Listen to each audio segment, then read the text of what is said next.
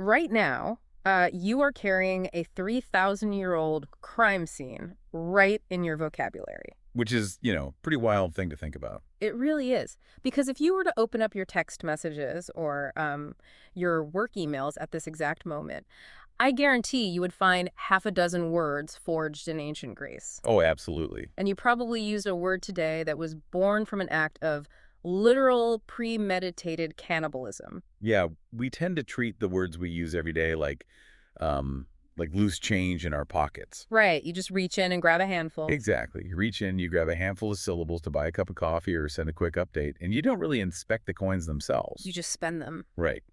But if you stop and look closely, you realize some of those coins aren't just currency. They are quite literally stained with ancient blood. Which feels incredibly relevant for this deep dive, considering the massive cultural moment Greek mythology is having right now. Oh, yeah.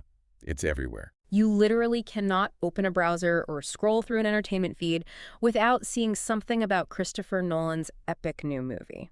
The Odyssey. Yes, The Odyssey. It is absolutely dominating the box office right now. It really is. And we sit in these dark, air-conditioned theaters, eating popcorn, watching gods and monsters on a massive screen. And, we think we are just observers. We think history is something safely locked away behind glass. Well, what's fascinating here is the illusion of distance. Right. We view these stories as just entertainment, but we are actively participating in them. The legacy of these myths, it isn't confined to the movie screen. It is living on our tongues. That is so true. You're speaking ancient history every single day. So let's look at that. Let's look at the invisible antiquity hiding in our everyday language. Because we toss around these well-known phrases at work or in relationships and sports without a second thought. We do. Like if an undefeated athlete suddenly loses because of a bad knee, we say they have an Achilles heel. Right, which is referencing the great Greek warrior who was invincible everywhere except the very back of his foot. Exactly. And that story survived because it perfectly captures this universal human condition, the idea that no matter how powerful someone is, there is always a hidden vulnerability. Or, if a CEO is incredibly successful, turning every startup into a billion-dollar company, we say they have the Midas touch. Which is another story that endured purely as shorthand. King Midas turned everything he touched into solid gold, which sounds like a blessing. Until he accidentally turns his own daughter into a statue. Exactly. And we use his name on a random Tuesday to describe financial success, just completely ignoring the tragic warning embedded in the original myth. But it goes way beyond just the obvious idioms, right? The Greek language plays a foundational role in modern English vocabulary. A massive role, yeah. The words we use to define our society, our mental health, our universe, they are straight out of antiquity. Words like democracy, melancholy, music, phobia, sycophant, and planet. And this is where the mechanics of language become really incredible. Take the word planet, for instance. Okay. When you use that word, you are using a fossil. The ancient Greeks looked up at the night sky and noticed that, while most of the stars stayed in fixed, predictable patterns. Like the constellations. Right. But a few of them seemed to drift and move independently. So they called those specific celestial bodies planets, which literally translates to wanderers. Oh, wow. That makes so much sense. Doesn't it? Yeah, it does. And what about melancholy? Because when I say that, I just mean, I'm feeling a little sad and listening to a slow acoustic playlist. Well, that one is actually rooted in ancient medical theory. In Greek, melon means black, and chol means bile. Black bile. Yes. For centuries, ancient physicians believed that human emotions were controlled by 4 bodily fluids, or humors. Right. And they thought that depression and sadness were physically caused by an excess of black bile in the body. Wow. The medical theory was completely debunked centuries ago, but the word itself survived. Wait, I have to ask about the mechanism here. Because how does an ancient debunked medical theory or an astronomy term survive thousands of years to end up in my email drafts? It's a great question. How did these Greek words actually physically travel to modern English? It happens mostly through conquest and cultural absorption. When the Roman Empire eventually conquered Greece, they didn't just erase the Greek culture. They were obsessed with it. They adopted it. They absorbed it completely. The Latin language swallowed massive amounts of Greek vocabulary and philosophy whole. Okay, that makes sense. Then, as the Roman Empire expanded across Europe and eventually collapsed, Latin bled into Old French and various Germanic languages. So it's like a linguistic game of telephone spanning thousands of years. Exactly that. And the final step for us was in 1066. The Norman Conquest. Yes. When the Normans conquered England, they brought a massive influx of those Latin and French words carrying all that hidden ancient Greek DNA right into the English language. That is wild. That is how planets becomes the planet you look at through a telescope today. Speaking modern English it's honestly like finding out the foundation of your newly built house is actually resting on ancient marble pillars. That is a perfect way to describe it. But today we are focusing on one highly specific pillar. The star of this deep dive is the word tantalize. Yes. Because unlike planet or music, which describe broad concepts, tantalize contains a highly personalized story. It does. Yeah. To understand the word, we really have to cross-examine the man who inspired it. Right. We have to profile a mythological figure named King Tantalus. Okay, so according to the sources, Tantalus was the ruler of a place called Sipylus, which would be located in modern-day Turkey. Correct. So he's a royal, he's an elite. But his elite status goes far beyond just earthly royalty, and this is crucial context. Tantalus belonged to the very first generation of humans. Okay. He lived in an era where the lines between the divine and the mortal were incredibly blurred. The gods weren't just distant, abstract concepts living up in the sky. Right, they were active. They frequently came down to earth. They intermingled with humanity all the time. They were just hanging out, coming over for dinner, getting involved in local politics. Yes, exactly. And Tantalus's lineage reflects that profound intimacy. He wasn't just a mortal king. He was the son of Zeus. Wow. The king of the gods, the guy throwing the lightning bolts. Yeah. And on top of that, he was married to Dione, who was the daughter of the god Atlas. The titan holding up the sky. Right.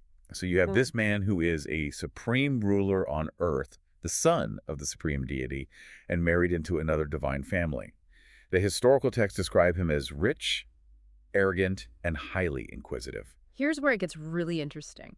Because if you put those three traits together, rich, arrogant, and inquisitive, that is a highly dangerous cocktail. Oh, absolutely. If you think about it, Tantalus sounds exactly like an ancient tech billionaire. I could see that. You know the type. The kind of guy who thinks that because he has immense wealth and because he has all the right connections in high places, he can just disrupt the fundamental rules of society. Right.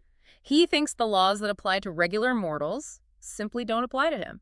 I see the parallel you're drawing there, but we actually need to elevate the scale of his ego. True. It's much more dangerous than a tech billionaire, because a billionaire, no matter how powerful, can still lose their money, they still get sick, they still have to obey gravity. That's true. Tantalus had actual divine blood running through his veins. He didn't just feel rich, he felt immortal. He felt untouchable on a cosmic level. Okay, that makes sense. So a billionaire thinks they can buy their way out of a lawsuit. Tantalus thought he could buy his way out of mortality. Precisely.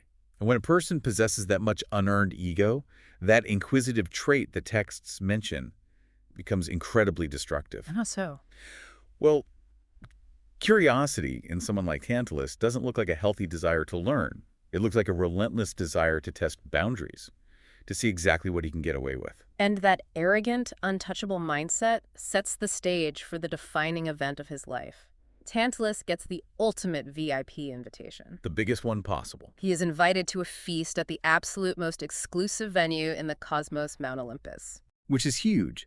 For a mortal, even a well-connected demigod, to dine at the home of the gods is the highest possible validation. Right. It was the universe essentially confirming that he belonged at the top table. But of course, he can't just eat his dinner and go home. He ruins it. He really does. The sources note there are a few varying historical accounts of how Tantalus earned the wrath of the gods at this dinner party, and they escalate wildly in severity. They do. Let's start with the mild version. So, in the mildest mythological accounts, his crime was essentially a massive breach of etiquette, just mere rudeness in the presence of his creators. Okay. The text suggests he was gossiping, maybe sharing divine secrets he overheard at the table with other mortals, or bringing petty mortal drama into a sacred divine space. Basically the worst dinner guest ever. Pretty much. But then we have the medium version of the story. In this account, Tantalus attempts to steal ambrosia. Now, ambrosia is the literal nectar of the gods. It is the divine sustenance that grants immortality, and it belongs strictly to the pantheon. Right, humans aren't supposed to have it. Exactly. For a mortal to consume it without permission was a supreme violation of cosmic law. So in this version, he's basically sneaking into the divine pantry, trying to pocket the good stuff to take back down to Earth to share with his mortal friends. It's pure theft. But then, well, we get to the extreme version. And honestly, this is one of the darkest things I've ever read in mythology. It is brutal. According to this account, Tantalus goes to the feast with a specific plan to test divine omnipotence. To do this, he murders his own son, a boy named Pelops. Yeah. He chops the boy up, cooks the meat into a stew, and serves it on a platter directly before the immortals. It is a staggering escalation. Okay, let's unpack this. Oh, wait, I have to stop you there. Sure. Why his son? If he just wants to trick the gods with a fake meal, why not chop up a goat or, I don't know, a wild boar? Cover it in a heavy sauce. Right. Cover it in sauce and tell the gods it's a rare delicacy. Why jump straight to premeditated cannibalism of his own flesh and blood? Well, because if he serves them a goat and they discover it, the stakes are simply too low. Gives us just be annoyed. Exactly. They might just laugh at him or punish him mildly for a bad joke. Tantalus needed to create an unsolvable moral paradox. Unsolvable how? By serving his own divine bloodline, he was forcing the ultimate test. If the gods eat the stew, they consume mortal, forbidden flesh. They commit an abomination, and more importantly, they prove they are not all-knowing. They prove they can be fooled by a mortal. And if they don't eat it? If they spot the deception before taking a bite, well, they prove their omnipotence. But Tantalus was betting his son's life on the belief that the gods were arrogant, distracted, and easily tricked. Wow. He wanted to prove that he, Tantalus, was smarter than the creators of the universe. Spoiler alert for anyone unfamiliar with Greek mythology, you do not outsmart the gods. No, you do not. They noticed immediately. They took one look at the platter and knew exactly what and who was on it. And if we connect this to the bigger picture, the gods couldn't just brush this off. No, of course not. Such a grotesque test of their power demanded a customized eternal response. They had to make an example of him that would echo through the ages. Which means Tantalus is banished from the mortal realm. But they don't just kill him, right? No, because death is a mortal consequence. To a demigod who tried to shatter the cosmic order, mere death is almost a release. That makes sense. They needed to bypass the mortal realm entirely. That's why they sent him straight to Tartarus. Tartarus being the deepest, darkest part of the underworld. Right. In the Greek worldview, the underworld isn't just one monolithic waiting room for the dead. Tartarus is the specific abyssal region where souls are judged and where the wicked receive their eternal punishment. So it's the bad place. Think of it as the maximum security prison of the afterlife. And the mechanics of his specific sentence inside Tartarus are where everything ties together for us today. The gods didn't just chain him to a rock or throw him in a pit of fire. No, they didn't. They designed a bespoke, personalized, psychological torture chamber. He was made to stand in a pristine, cool pool of water, positioned directly beneath the heavy, drooping boughs of a lush fruit tree. Okay. And remember, in the Greek afterlife, he is a soul still capable of experiencing intense physical sensations. He is constantly, agonizingly starving and thirsty. But the catch, the brilliant sadistic catch, is that whenever the thirst became too much and he stooped down to drink the water he was standing in, the water would mysteriously decrease. It would just recede. Right. It would recede and flow away into the dry earth, vanishing just a millimeter before his lips could touch it. And when the agonizing hunger took over and he reached up to grab a ripe piece of fruit from the tree above him, a supernatural wind would suddenly whip through the branches. Which just pulls it away. Yes, it would violently push the fruit upward, lifting it to a point just out of his frantic grasp. Over and over and over again. For eternity. Reaching for water, it disappears into the mud. Reaching for fruit, it lifts into the sky. The physical mechanics of this punishment are incredibly vivid. I mean, you can almost feel the frustration. So, what does this all mean? When you really look at the psychology of this sentence, the gods didn't torture him with physical deprivation. They tortured him with hope. That is a great point. If they had just thrown him in a dark cell to starve, eventually his mind would just shut down. He would have accepted his miserable fate. The deprivation would just become his new normal. Right. But by putting the water right at his chin, by putting the fruit right above his eye line, they forced him to keep trying. Every single time he reached out, his brain believed, just for a second, that this time he would succeed. Yeah. The real punishment isn't the hunger, it's the teasing. It's the constant cycle of anticipation and denial. And this raises an important question about the nature of divine justice in these myths. The punishment perfectly, poetically mirrors his crime. Oh, how so? Think about what Tantalus tried to do at that feast on Mount Olympus. He tried to outsmart the gods with a trick dinner. He tried to present a meal that looked like one thing, but was actually an unsolvable moral trap. So the gods responded in kind. They placed him inside a trick dinner of his own. They put him inside a physical puzzle that he can never, ever solve. He tried to serve a deceitful feast, and now he's the victim of a deceitful feast for the rest of time. His ambition was his downfall. And that poetic justice brings us directly to the Merriam-Webster dictionary sitting on your desk right now. It does. Because if you look up the modern English definition of the word tantalize, it says to tease or torment by, or as if by presenting something desirable to the view, but continually keeping it out of reach. The literal mechanical description of his punishment inside Tartarus has become the exact definition of our modern verb. It's exactly the same. Every time we use that word, we're describing the wind pushing those branches away. We were describing the water sinking into the dirt.